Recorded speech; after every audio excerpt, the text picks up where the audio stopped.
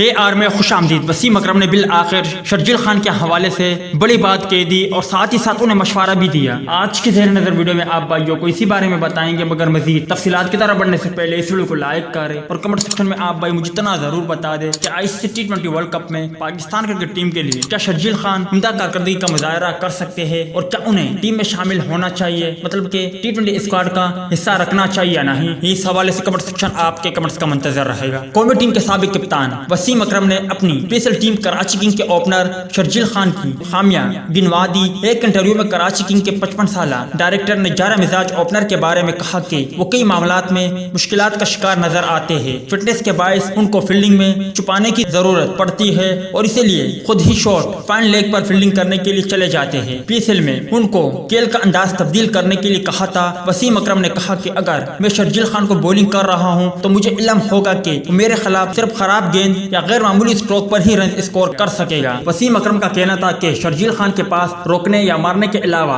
Scoring کا کوئی درمیانی راستہ نہیں اور یہ ان کا مسئلہ ہے کہ یا تو وہ اسٹروک کھیلتے ہیں یا پھر خاموشی سے کڑے رہتے ہیں۔ اگر باؤلر انہیں تسلسل کے ساتھ باہر جاتی گیندیں کرتے رہے تو ان کے لیے مشکل کڑی ہو جائے گی۔ شرجیل خان فٹ ورک سے کریز پر آگے نہیں جاتے اور اسٹروک کھیلنے کے لیے جگہ بنانے کی کوشش نہیں کرتے۔ امید ہے کہ وہ سیکھنے کی کوشش کر رہے ہوں گے۔